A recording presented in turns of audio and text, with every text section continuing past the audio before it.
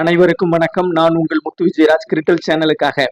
இன்னைக்கு நாம கும்பகோணத்திலிருந்து 5 கிலோமீட்டர் தொலைவில் அமைஞ்சிருக்கிற திருநாகேஸ்வரத்தை ஒட்டியுள்ள தேப்பெருமாநல்லூர் எனும் சிற்றூர்ல 5 சிவனடியார்களின் சமாதி ஒரே இடத்துல அமைஞ்சிருக்குங்க. இதோட பேர் ஐயா மடம் அப்படின்னு சொல்றாங்க. இந்த இடத்த தான் நம்ம இப்ப பார்க்க போறோம். இந்த தேப்பெருமாநல்லூர் அப்படின்றது திருநாகேஸ்வரத்தோட ரயில்வே ஸ்டேஷன் தேப்பெருமாநல்லூர்ல தான் இருக்கு. திருநாகேஸ்வரம் ரயில்வே ஸ்டேஷனுக்கு எதிர்த்தாப்புல தான் நாம சொல்ற இந்த மடம் அமைஞ்சிருக்குங்க.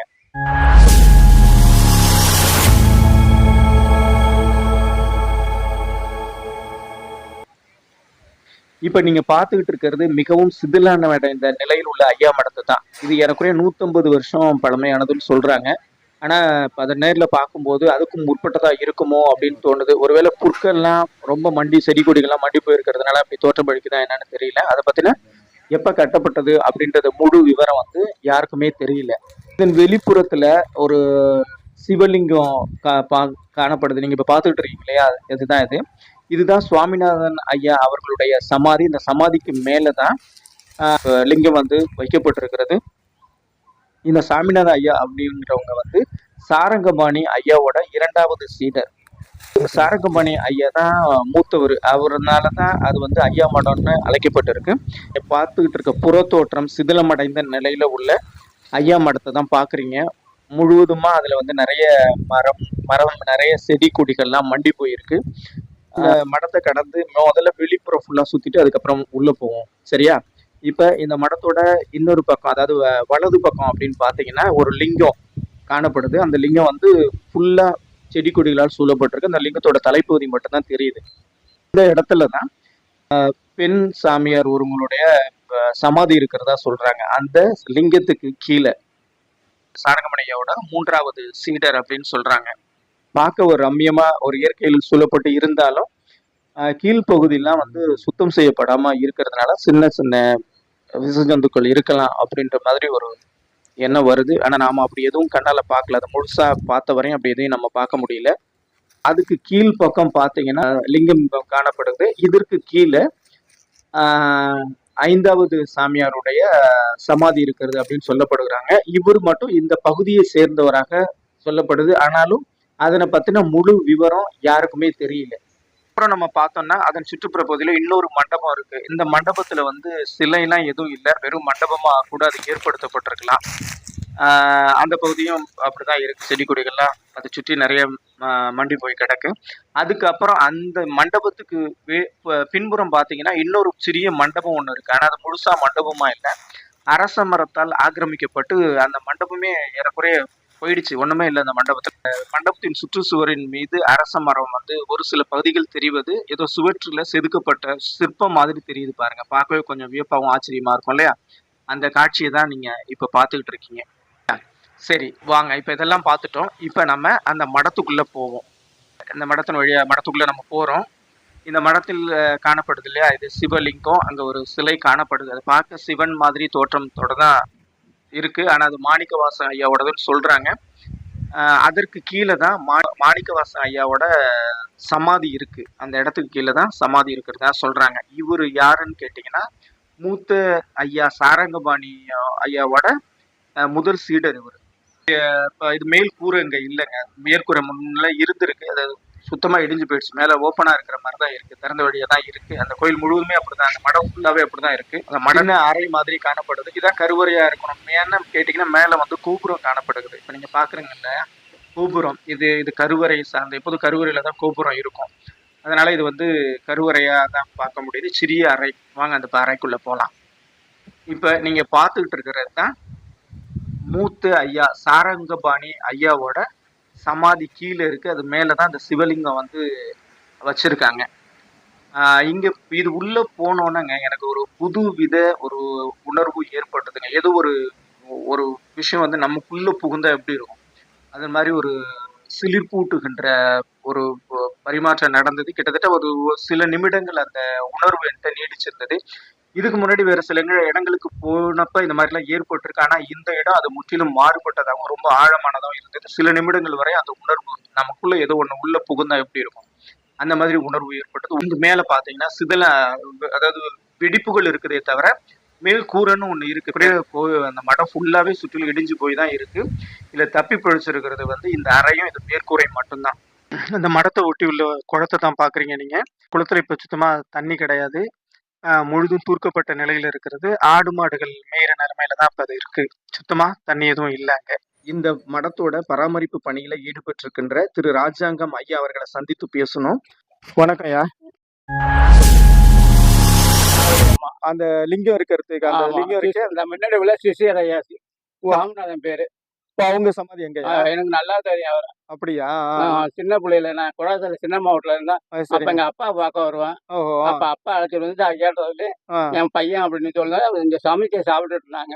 அப்படிங்களா? அதே முத்து இறந்து போய் அங்கே அடக்கம் சமாதிக்கு மேல இப்ப முன்னாடி சரியா நல்லா இருந்தப்ப நான் போய் விளக்கு போட்டு வந்தேன். சரி, காட்டுல போக முடியல. உள்ள இருக்கிறது இவங்க அண்ணன் சாரங்கமணி தம்பியும் அது மாதிரிதான் மணிக்கு இருக்கு பாருங்க.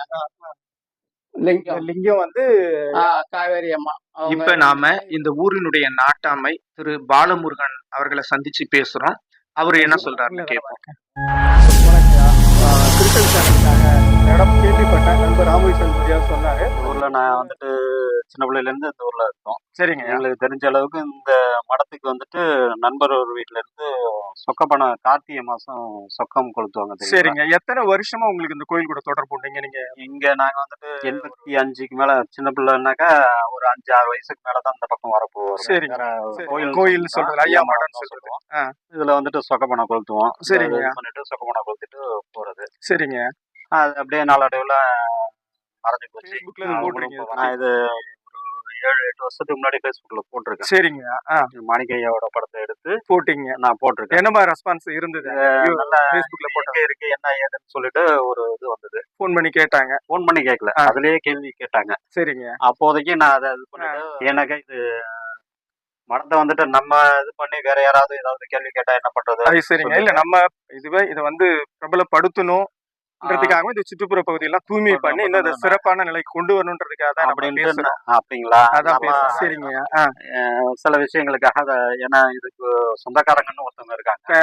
அவங்கள மீறி நம்ம ஏதாவது ஒரு நிச்சயமா ஒரு கேள்வி வரும். ஏன்னா அவங்க இடம்ன்றதுனால அதனால நமக்கு ஒரு நாள் கடையில வந்துட்டு கேட்டாங்க. சரிங்க. இந்த மாதிரி நான் அதுதான் முன்னாடி Facebookல போட்டிருந்தேன். சரி.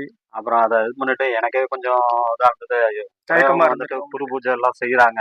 அவங்க செய்யக்குள்ள அவங்களுக்கு செய்யாம நம்ம செய்யறோம்னாக்கா ஏதாவது கேள்வி கேட்பாங்க. நம்ம அதை பத்தி எதுவும் பண்ணலாங்க. சரிங்க அப்படின்னு சொல்லிட்டோம். சரி. அதுக்கப்புறம் நாங்க அந்த எங்க ஊர்ல திருவிழா கிட்டத்தட்ட ஒரு 100-150 வருஷத்துக்கு மேலேயே நடக்குது. சரிங்க.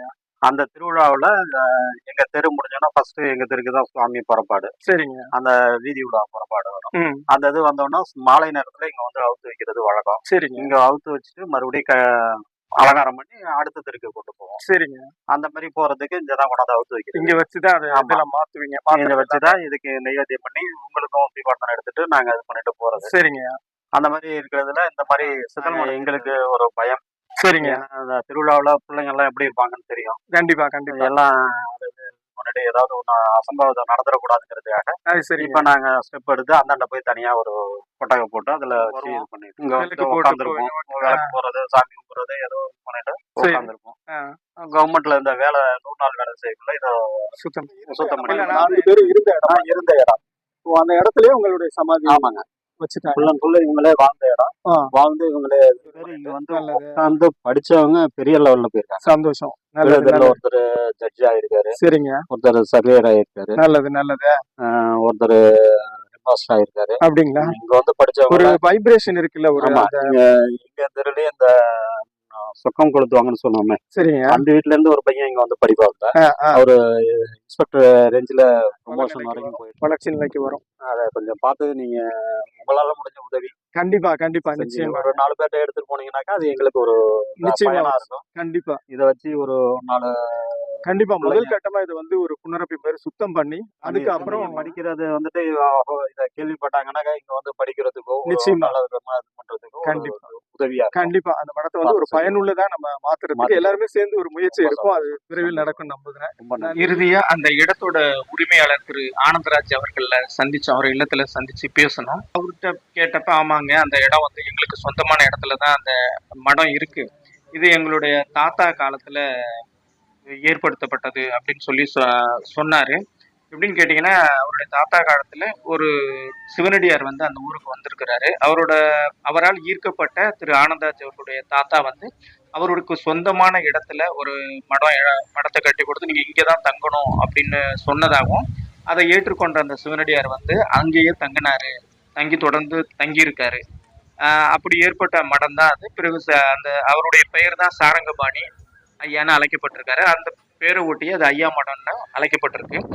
வருஷத்துக்கு ஒரு தடவை, அதாவது இந்த கார்த்திகைக்கு 3 நாட்கள் முன்னதாக ஒரு குறிப்பிட்ட நட்சத்திரத்துல அவங்க அந்த கோயிலுக்கு குடும்பத்தோட போய் திரு ஆனந்தராஜருடைய குரு பூஜை பண்ணிட்டு வருவாரு அப்படின்னு சொன்னாரு. அவருடைய பங்காளிகளும் வருடத்துக்கு ஒரு முறை 2 முறை அந்த கோயிலுக்கு போயிட்டு வருவாங்க, பூஜை பண்ணிட்டு வருவாங்க அப்படின்ற மாதிரி சொன்னாங்க. அதுக்கப்புறம் அவர் இன்னொரு செய்தியும் சொன்னாரு. வேற 2 பேர் வந்து வாக்கிங் போயிருக்காங்க. அந்த இடத்துல போகும்போது ஏதோ அந்த இடத்துல ஒரு சக்தி ஓட்டம் இருக்கிறது அவங்க உணர்ந்து இவர்கிட்ட வந்து சொல்லியிருக்காங்க. திரு ஆனந்தராஜ் அவர்களை சந்திச்சது மாதிரி அந்த இடத்துல ஏதோ ஒரு வைப்ரேஷன் இருக்கிற மாதிரி ஃபீல் பண்ணுவாங்க, அந்த இடத்த நாங்க சுத்தம் பண்றோம் அப்படின்னு சொன்னப்ப தாராளமா செய்யுங்க அப்படின்னு தான் அனுமதிச்சிருக்காரு. அவங்களுமே செஞ்சிருக்காங்க, தொடர்ந்து 2-3 முறைகளை செஞ்சிருக்காங்க போல் இருக்கு. அதுக்கப்புறம் என்னன்னு நடந்ததுன்னு தெரியல. அவங்களும் வரல. அந்த இடம் அப்படியே மறுபடியும் புற்கள் அதெல்லாம் செடி கொடிகள்லாம் மண்டி போய் மறுபடியும் ஒரு காடுகள் சூழப்பட்ட மாதிரி ஆயிடுச்சு. ஏற்கனவே இந்த மடத்தின் பராமரிப்பாளர் திரு ராஜாங்கம் ஐயா அவர்கள் அந்த 4வது சமாதி திரு சாரங்கபாணி ஐயாவினுடைய துணைவியாருடையது என்று சொல்லியிருந்தார்.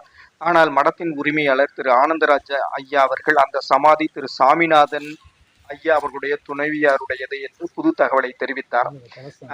அது மட்டும் இல்லாம இந்த காவேரி அம்மான்றவங்க வந்து அந்த மடம் அமையறதுக்கு அவங்களும் ஒரு காரணமா இருந்திருக்காங்க அப்படின்ற மாதிரி சொன்னாங்க. ஆனா அதுக்கப்புறம் இந்த காவேரி அம்மா எங்க போனாங்க, என்ன ஆனாங்கன்ற முழு விவரம் யாருக்குமே தெரியல. விரைவில் அந்த மடம் சீரமைக்கப்பட்டால் அங்கு இருக்கின்ற மக்கள் அனைவரும் சென்று வழிபட்டு அங்கு உறைந்து நிற்கும் சக்தி ஆற்றலின் அருளை பெற வழிவகுக்கும். உள்ளிருக்கும் சக்தி வாய்ந்த ஐயாவின் ஆன்மா அதை விரைவில் நடந்தேற வைக்கும் என்ற நம்பிக்கையுடன் அங்கிருந்து நாம் விடைபெற்றோம். இந்த வீடியோ உங்களுக்கு சுவாரஸ்யமா அமைந்திருக்கும் நம்புறேன். மீண்டும் ஒரு சுவாரஸ்யமான வீடியோவில் உங்கள் அனைவரையும் சந்திப்பேன். அதுவரை நன்றி கூறி விடைபெறுவது உங்கள் முத்து விஜயராஜ் கிரிக்கெட் சேனலுக்காக. நன்றி, வணக்கம்.